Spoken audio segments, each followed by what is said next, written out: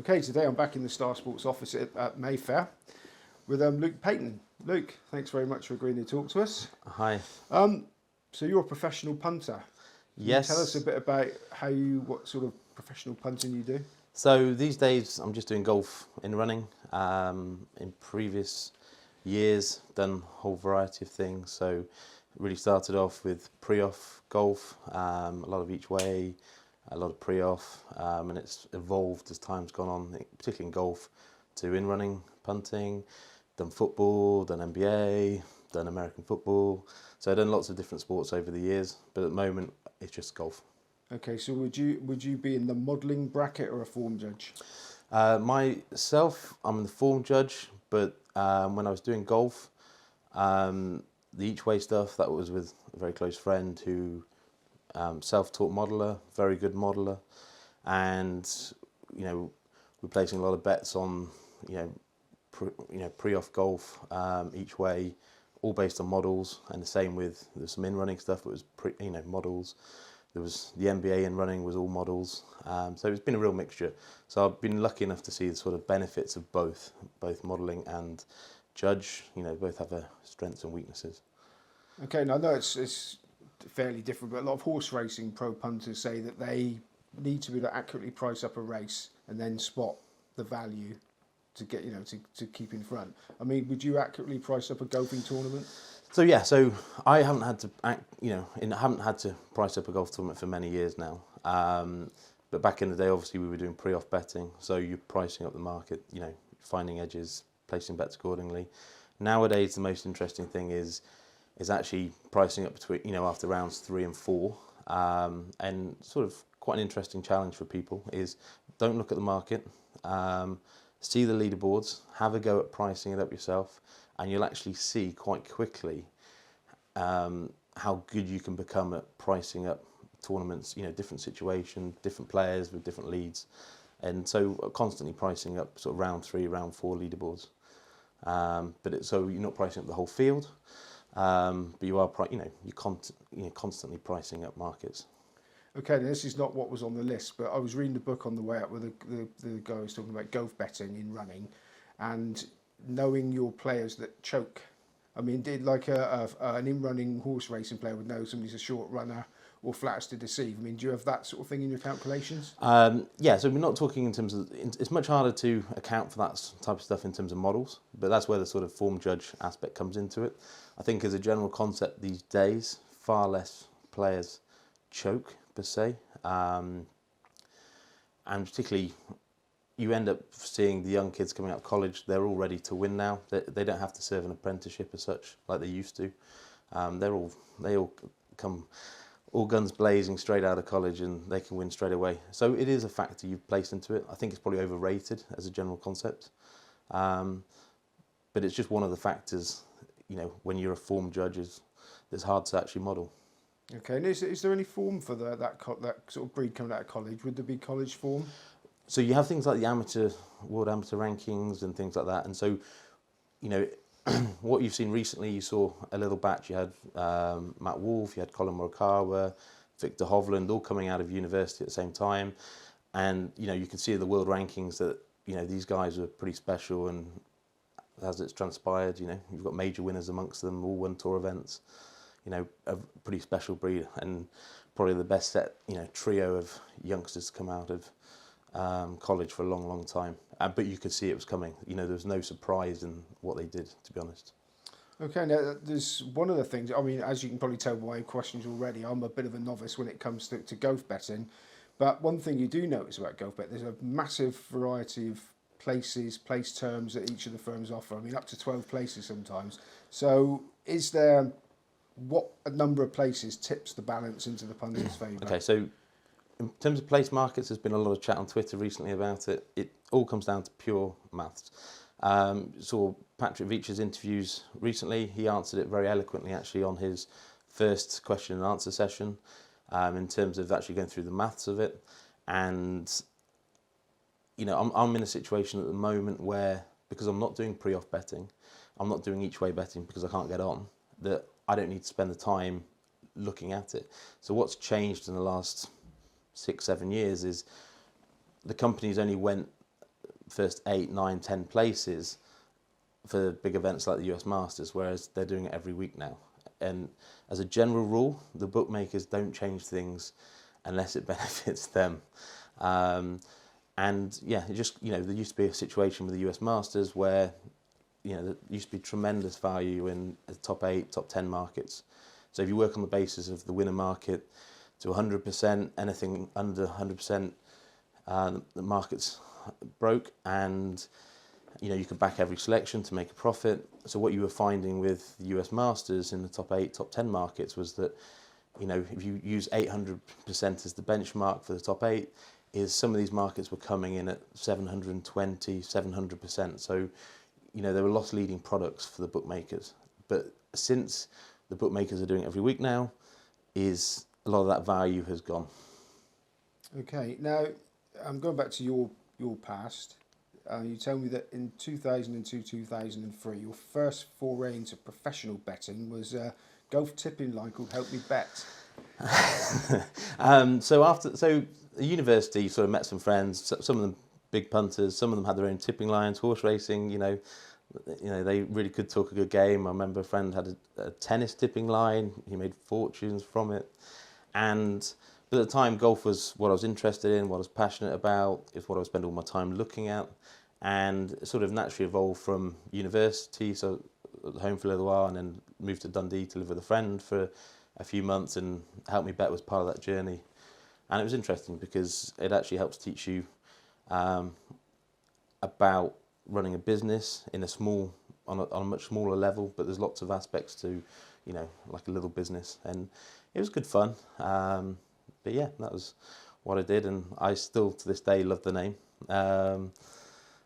But yeah, it feels a long time ago now. Did your followers make money? Yeah, they actually did. They did pretty well. I remember one weekend we had I think Paul McGinley won at 50 to 1 in Wales, and Kenny Perry won at 25 to 1. I think it was the Buick. So there were plenty of winners along the way. It just got to a stage. The reason I stopped doing it was because I was doing other things in terms of, I ended up joining Betfair, and I wasn't allowed, as part of joining Betfair, I wasn't allowed to keep doing what I was doing. Okay, so your first foray into professional punting didn't go badly, but you decided to take a job. No, I would say it did end badly because I think what people don't realize. So I think I was incredibly naive about what was involved, and you move to a different city. You only know the people you're sort of living with. This game's a pretty lonely game. You're not meeting many people, and I distinctly remember going on tilt. And it's funny because looking back on it now, I remember which golf tournament it was. It was Scandinavian Masters, and for whatever reason, Nicholas Fast not winning. He ended up 4th or 5th in the end, and I remember doing pretty much my entire bankroll over the next 3 days betting on stuff that had nothing to do with golf, and it was a real eye opener to me, and I probably have a lot more sympathy for people in terms of responsible gambling than a lot of people have in the industry. I know from experience that it's very easy to very quickly lose large sums of money, and you're there 3-4 days later going, what have I done?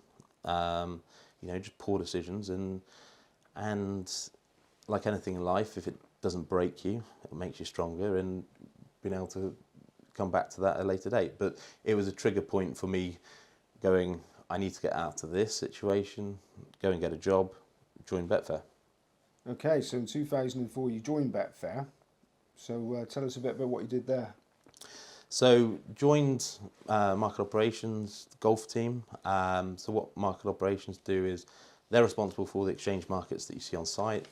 The team we were in did other sports, like US sports and politics and special bets, and essentially there was a soccer team, there was a horse racing team, and then there was other sport, or general sports as it was called at the time, was split into two, and it later merged into one. And as time went on, became manager of that team before I left just over 10 years ago now.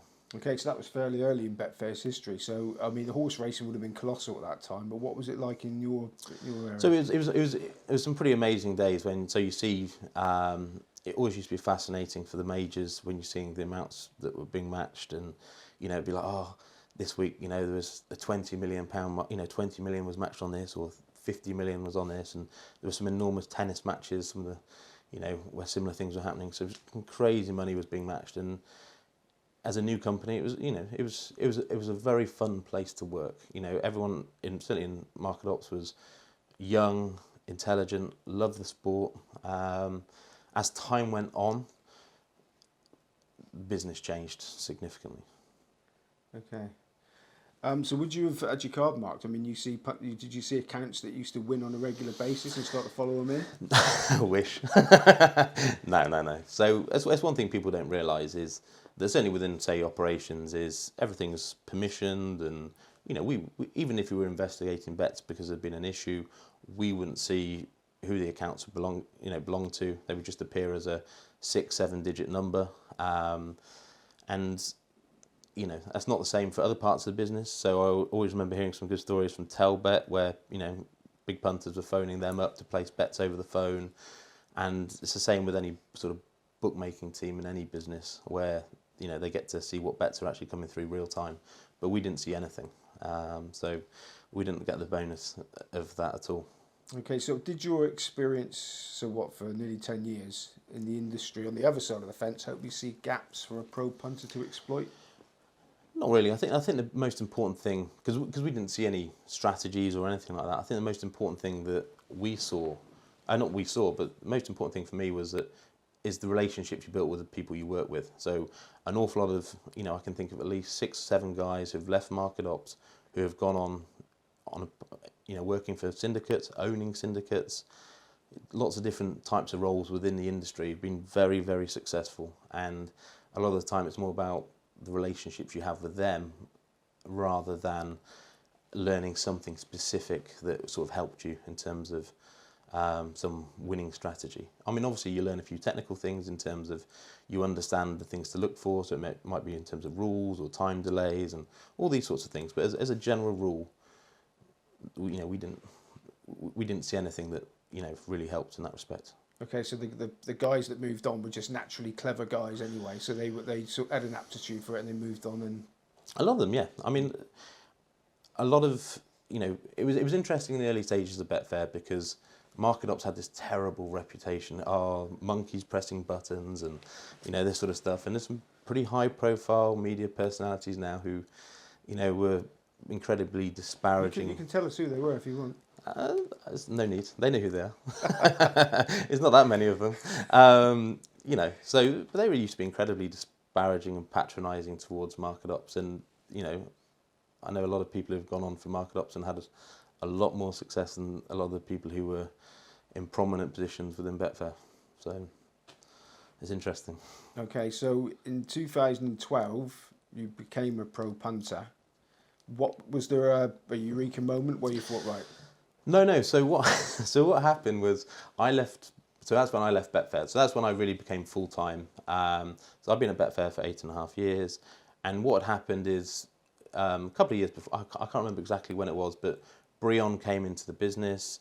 One of his a huge emphasis on cost saving, and they were moving operation teams from Hammersmith to Stevenage, really for cost saving purposes.